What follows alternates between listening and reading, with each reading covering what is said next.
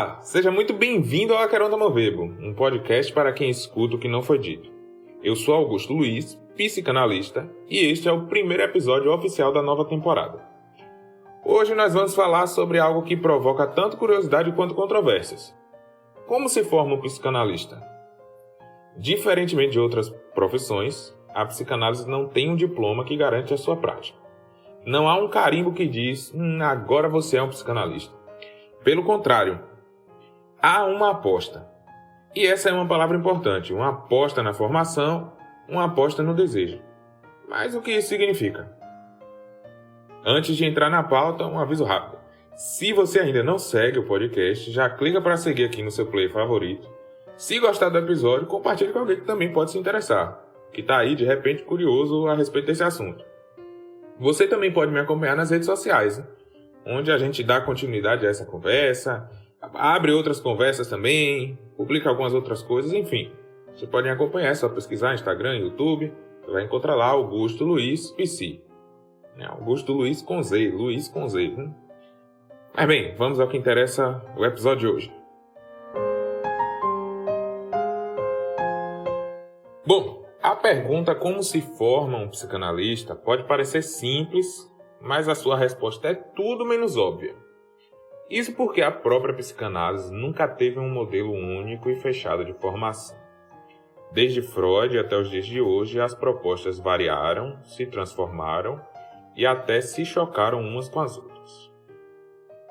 Quando Freud funda a psicanálise, no início do século XX, não havia um curso, um diploma ou uma regulamentação, Ele mesmo formava seus discípulos por meio de discussões clínicas e estudos de casos.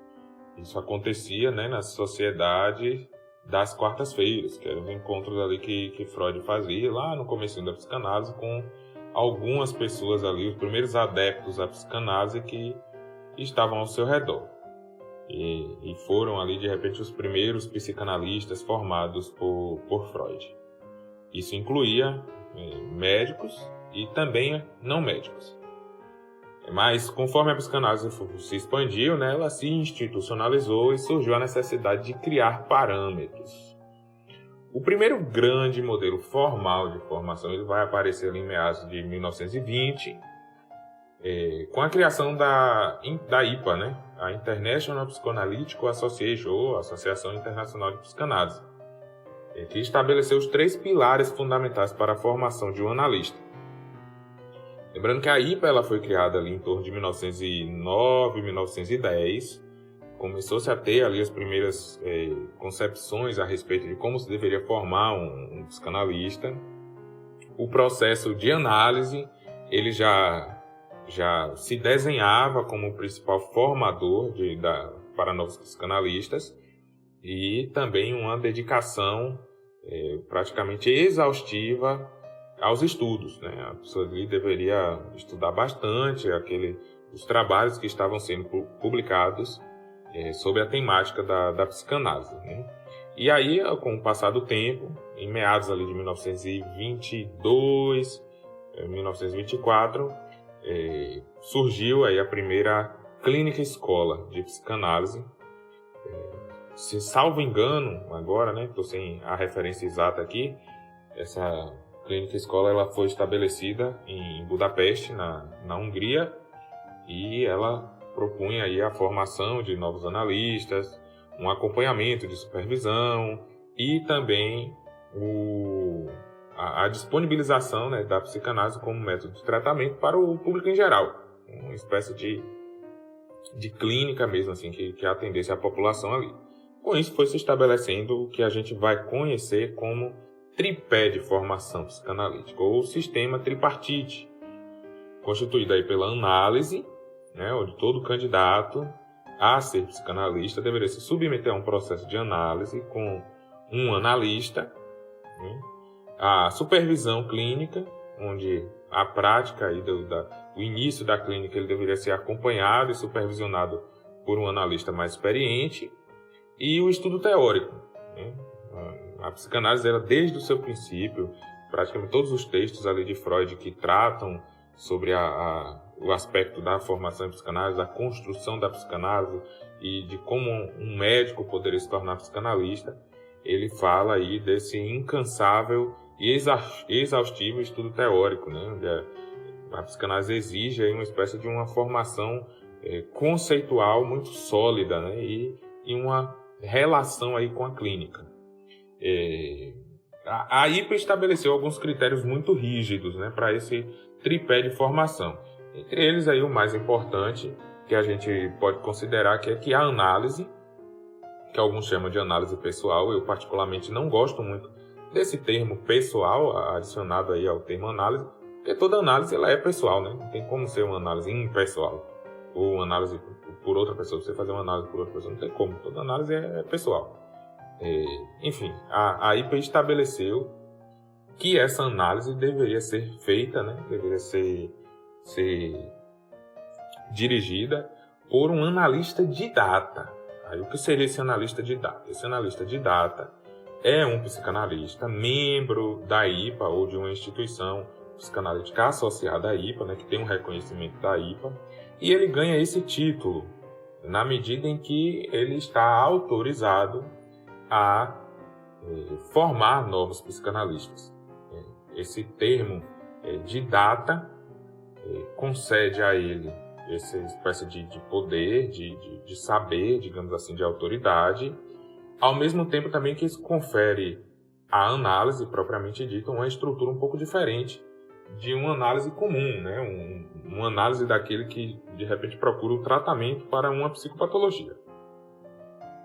A análise didática ela vai conter aí alguns aspectos mais direcionados para a compreensão dos processos psíquicos, do próprio processo de análise, das etapas da análise, e tende a ter um tempo estabelecido de análise.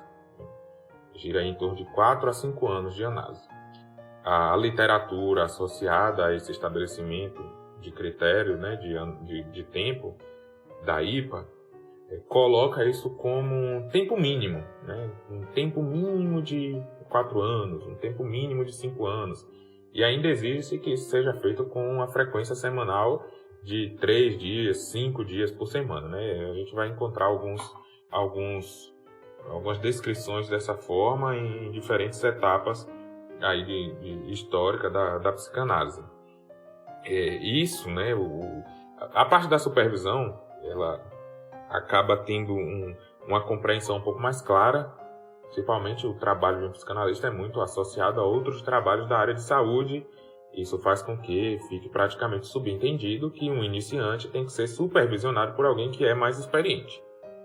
Dada toda a especificidade conceitual, toda a especificidade clínica, né, da prática da psicanálise, a gente também compreende com certa facilidade que demanda-se estudo, né? Que a pessoa estude, que a pessoa tenha muito tempo de leitura, muita dedicação ao estudo para ela se tornar um analista. Contudo, essa parte da análise pessoal, ela gerou importantes dissidências e gera uma certa confusão até hoje. Esse tempo estabelecido pela IPA, ele não é de consenso comum de todas as outras vertentes da psicanálise, né? Aquelas instituições, aquelas abordagens ou teorias psicanalíticas que não estão associadas à IPA, acaba tendo uma divergência a respeito dessa questão do tempo da análise pessoal, didática, né, da análise didática, e propondo outros critérios para a análise daquele candidato a se tornar psicanalista. Dentre as dissidências, a gente vai ter vários aí. Todo o percurso da história da psicanálise ele é feito de diversas dissidências, né? A gente vai ter uma das primeiras ali teria sido o próprio Adolf Adler no iníciozinho, quando estava criando a IPA ali em 1909, 1910, já divergia algumas ideias muito importantes com Freud. Ele acabou rompendo com o próprio Freud, ele que vinha desde a Sociedade das Quartas-Feiras, e vai desenvolver uma outra vertente de terapêutica. Depois, em 1913, 1914, vai ter o rompimento, talvez o que tenha sido o primeiro rompimento diretamente com Freud, mais importante, que teria sido de Jung. No início dos anos 20, a gente vai ter também Otto Rank e Sandor Ferenczi rompendo com Freud, mas aquele que talvez marque naquilo que a gente chama de psicanálise, né? Que Adolf Adler e Jung foram desenvolver outras abordagens que não continuaram levando o nome de psicanálise. Otto Rank e Sandor Ferenczi continuou levando o nome de psicanálise, mas não foi assim um rompimento tão significativo em termos de estrutura de formação, por mais que eles propuseram um sistema um pouco mais flexível e mais voltado à clínica. Aquele que a gente vai ter uma questão bem mais significativa realmente é o rompimento através da figura de Lacan. Lacan ele veio de fato a ser convidado a ser expulso da instituição que ele fazia parte na França, para que essa instituição ganhasse o título de instituição associada à IPA, e na medida em que aqueles colegas de Lacan ali que fundaram aquela instituição em 1953 com ele, o expulsam, o convidam a sair, melhor dizendo, em 63, para não ser tão agressivo, mas o próprio Lacan vai chamar na primeira lição do Seminário 11 como excomunhão, que foi um processo basicamente dessa natureza que ele considerou que aconteceu. Ele foi retirado do quadro de analistas de data da IPA, ou seja, a IPA não considerava mais Lacan um psicanalista apto a formar novos analistas, e isso levou Lacan a elaborar uma nova estrutura de formação de psicanálise e também de instituição, que ficou conhecido como as escolas de Lacan. Além de alguns aspectos conceituais e práticos ali da estrutura de uma análise, naquilo que tange o aspecto da formação, a principal crítica de Lacan era a respeito da análise didática. Lacan criticava que essa análise didática por si só ela poderia formar um analista. Para ele, a formação não era um processo de transmissão de um saber prévio, mas sim de algo que se constitui no próprio percurso da análise e no desejo do sujeito. Porque, enfim, Lacan ele vai formular de uma maneira mais estruturada a concepção do saber que a psicanálise acessa como um saber do inconsciente, que é diferente desse saber estabelecido pela ciência moderna, que é o saber da razão, o saber da consciência. Isso fica bem claro no texto que ele estabelece, que tem o título, A Instância da Letra no Inconsciente Freudiano, ou A Razão Depois de Freud. Esse título que ele coloca duplo, é um título, A Instância da Letra no Inconsciente Freudiano, ou A Razão Depois de Freud. Esse tem ou A Razão Depois de Freud, ele toma justamente esse estatuto de que Freud estabeleceu essa concepção psíquica através de um inconsciente, faz com que exista um outro saber que é diferente desse saber de um indivíduo, de um animal dotado de razão, que é esse sujeito cartesiano. Então, isso vai estabelecer esse saber do inconsciente tanto para o objeto de estudo, o objeto de trabalho da psicanálise, para aqueles que são analisantes, e, enfim, naquilo que vai operar o analista, mas também esse saber é levado em conta no próprio processo de formação do analista. Com isso, com todas essas questões, essas críticas, Lacan vai propor um novo modelo de formação, onde o analista ele não vai receber um título de autoridade, ele não vai se tornar um analista de data, ou seja, um analista capaz por si só, assim, pelo título de ensinar outros analistas. Tem um aforismo muito conhecido de Lacan, mas que também é repetido diversas vezes, até em outras palavras, onde ele vai dizer que o analista se autoriza por si mesmo e por alguns outros. Isso dá tom de toda a concepção de Lacan a respeito de como se forma um analista e quem autoriza um analista a ser analista.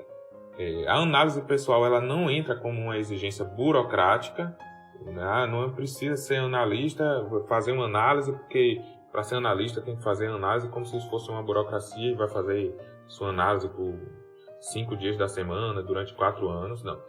A necessidade da análise pessoal é uma necessidade de atravessamento da fantasia desse sujeito que diz, né, querer, diz desejar ser psicanalista. Então de certa forma, colocar esse sujeito em confronto com o seu desejo para que, a partir dessa travessia da fantasia, se estabeleça de fato, reste aí de fato um analista. O ensino teórico e clínico, ele também deve estar em constante reelaboração, sem se cristalizar em dogmas. Isso é um aspecto bastante importante, considerável, tanto na transmissão de Lacan quanto na proposta dele de formação. Lacan vai dizer em um dado momento de que o analista ele precisa estar à altura do seu tempo, ou seja, né, ele não vai estabelecer uma psicanálise dogmática, como em certa medida o próprio Freud estabelecia, por mais que várias vezes a gente vai encontrar algumas lacunas no que propõe o Freud, e ele até com uma certa expectativa de que os psicanalistas do futuro, a própria tecnologia, a própria biologia trouxesse algumas outras respostas, mas ele estabelece alguns conceitos dele como, de certa forma, dogmas, né? Algo indestrutível, assim, que precisa ser defendido. Aí assume, de certa forma, essa postura de proteger o legado freudiano. Num ponto em que ele não pode nem ser alterado, não pode ser criticado. Isso traz alguns dizeres que a gente vê frequentemente aí principalmente de fora, né, do meio psicanalítico. Os espaços de outras psicologias acaba trazendo diversas vezes as críticas de que Freud ficou parado no tempo, que Freud é atrasado, etc. Isso se dá um pouco pela maneira com que a IPA tem lidado, desde a ausência de Freud, com os conceitos freudianos, né? Sem desenvolver propriamente eles, né? Mantendo ali como uma espécie de dogma e de palavra final. Fora essa parte, né, a gente também tem que levar em conta, eu acho um fator bastante importante da gente considerar, que quando a gente fala da formação de um psicanalista, a gente tem que falar do local em que essa pessoa, né, esse candidato a psicanalista está inserido. Quando a gente fala da formação em psicanálise no mundo, ela não se dá da mesma maneira. Por mais que na literatura, nas espécies aí das cartilhas de como se formar um analista, a gente vai ouvir falar da análise, da supervisão e do estudo teórico como um tripé de formação.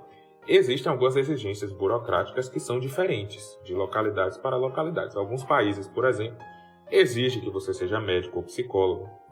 Alguns países, para você ter uma prática profissional clínica, exigem que você seja doutor, né, em medicina, para você abrir as portas de uma clínica para trabalhar como terapeuta, seja qual abordagem for, inclusive uma abordagem psicanalítica.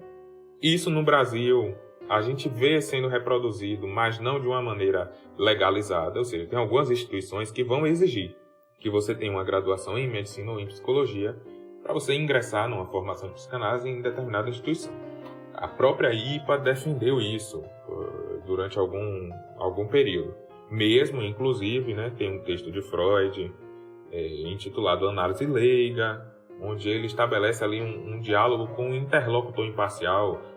Freud que escreve o texto como se tivesse alguém que estivesse fazendo inúmeras perguntas para ele dando explicações da diferença entre alguém que seria um médico e se tornasse psicanalista e alguém que não fosse formado em medicina e se tornasse psicanalista.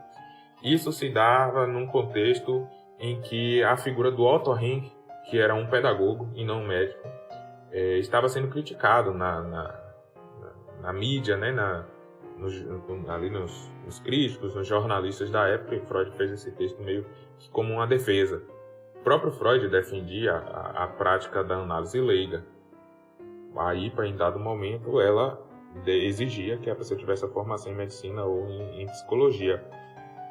No Brasil, especificamente, a psicanálise ela é uma ocupação, ela não é uma profissão regulamentada, ou seja, ela não tem exigências de formação, ela não tem um conselho nacional, um conselho regional que fiscalize tanto as formações quanto a prática profissional, como acontece com a psicologia, né?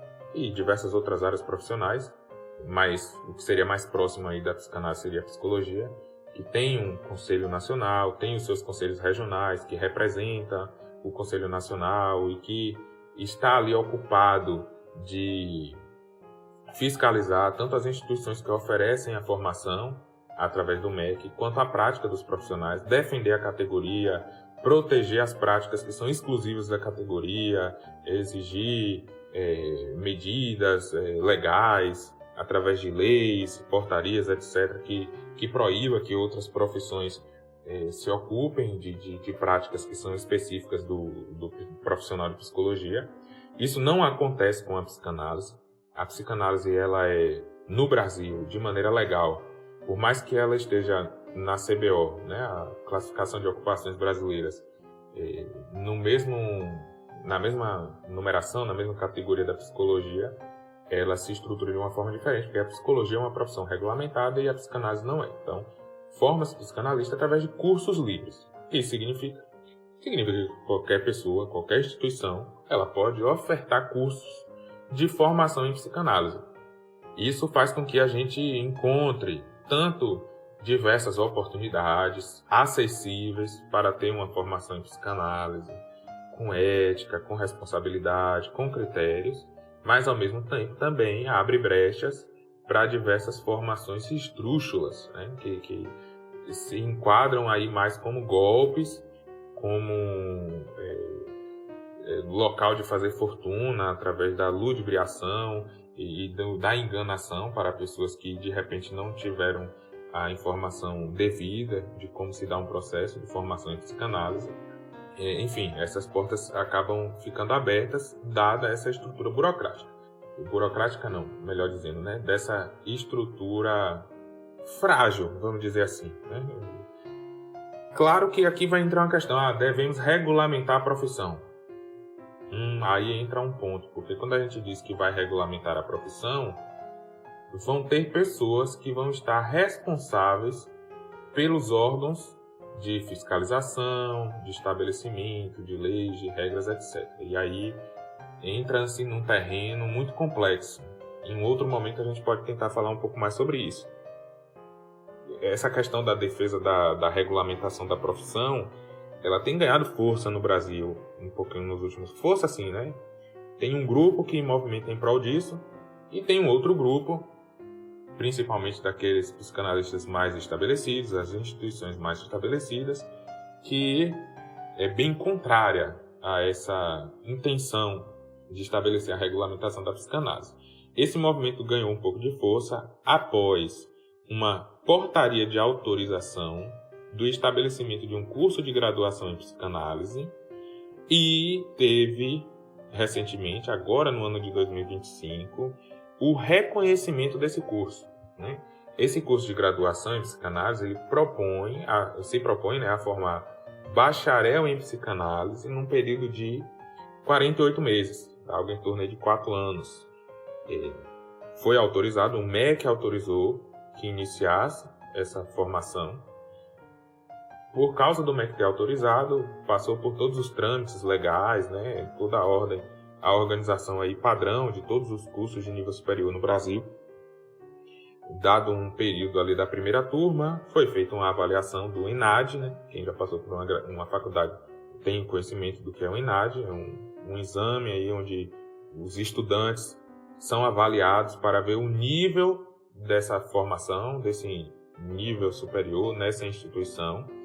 Atingindo o requisito mínimo ali, que é a nota 3, o curso é reconhecido, ou seja, tem um reconhecimento do MEC de que está tudo em ordem, ali minimamente em ordem, para formar, né, os profissionais daquela área. Então, o curso de psicanálise foi reconhecido através do MEC, com nota 4, né? Não é a nota máxima, que seria a nota 5, mas também não é a mínima, que seria a nota 3 ali para ser aprovado, né? Se tivesse tirado a nota 2 ou 1, não seria reconhecido e aí, basicamente, não teria validade em território nacional e menos ainda em território internacional as pessoas que saíssem com o diploma desse curso. Mas, enfim, essa proposta da graduação, ela suscita diversas questões que a gente pode discutir em um outro momento, mas, enfim, a grosso modo a gente pode pensar, né, que a formação psicanalítica ela não se dá apenas pelo ensino teórico, então não são 4 anos de estudos em uma faculdade que vai formar um analista, né, um curso de psicanálise, de graduação, no caso em psicanálise, não pode garantir isso. Menos ainda, né, a dificuldade de estabelecer, junto a esse processo de graduação, uma exigência de se manter em uma análise, um trabalho de análise. Aí vão entrar diversas questões também, né? A instituição oferecer, ou a pessoa ter a obrigatoriedade de passar por uma análise, um processo de análise por vias privadas, né? Por vias próprias, assim, ele ter que arcar com isso dentro do seu processo de formação. São diversas questões que a gente pode estar discutindo também. Pensar em graduação de psicanalista também é um problema. O diploma, você é graduado em psicanálise. Como eu falei no comecinho aqui, a graduação ela não se trata, ou melhor dizendo, né? A graduação, em qualquer área que seja, ela se trata de uma espécie de aquisição de um saber, de um conhecimento teórico e técnico, digamos assim, na medida da razão, do conhecimento. E a psicanálise, como eu falei, ela se estabelece como um saber da ordem do inconsciente. É um saber outro, um saber diferente. É uma espécie de um saber não sabido, né? Então, a gente pensar como isso vai ser transmitido, como isso pode ser transmitido pelas vias de uma graduação, é bastante complexo, bastante complicado, para falar a verdade. Além de que, né, todo esse processo de uma graduação, de uma formação através de uma faculdade e de uma pretensa regulamentação da psicanálise, ela também vai levar a uma maior burocratização do processo. As experiências que a gente já teve na história da psicanálise com aspectos de burocratizações, eles mais dificultaram do que facilitaram. Não no sentido de dificultar ou facilitar que pessoas se tornem psicanalistas, mas que seja, né, resultado desses processos de formação psicanalistas de verdade, vamos dizer assim, né? O próprio Lacan vai estabelecer em um texto a psicanálise verdadeira e a psicanálise falsa. Então podemos nos orientar aí por esse texto que uma maior burocratização do processo de formação ela tende a produzir uma psicanálise falsa, em detrimento de que, através desse saber inconsciente, a gente consegue ter um pouco mais de contato, uma maior probabilidade de resultar daí uma produção de uma psicanálise verdadeira. Bom, o que fica claro é que não há um único caminho para se tornar psicanalista, né? Diferentes tradições apresentam diferentes modelos e cada um tem suas próprias contradições. Mas se há algo em comum a todos eles é que a formação do analista é sempre uma aposta. E essa aposta não é só no sentido de arriscar-se na formação, né? Ela é uma aposta no desejo de analisar, no desejo de sustentar um lugar na clínica, no desejo de não se deixar capturar por fórmulas prontas. Mas, como esse assunto não dá para ser trabalhado em um único episódio, eu pretendo trazer para vocês uma parte 2 aqui para a gente dar uma continuidade agora nesse assunto. Então, próxima semana a gente traz a continuidade desse episódio aqui para continuar discutindo um pouquinho, trazendo algumas perspectivas a mais sobre esse assunto. Lembrando, mais uma vez, se você gostou desse episódio, não esqueça de deixar o seu curtir aqui, seu like. Enfim, segue também o nosso perfil aqui nessa plataforma que você tá ouvindo. Tem aquele colega, aquela colega aí que está se questionando a respeito da formação, está em dúvida, diz que tem interesse em se formar analista. Enfim, compartilha com ele esse episódio, convida para assistir aqui, para estar discutindo com a gente. E também divulga aí, mesmo que não se interesse por esse assunto, vão ter diversos assuntos sobre psicanálise que a gente vai estar trazendo aqui. De repente, algum deles pode ser interessante de estar ouvindo, de estar participando, de estar discutindo aqui com a gente. E acompanhe aí nas redes sociais para receber as novidades sempre em primeira mão. E a gente se encontra no próximo episódio. Até lá!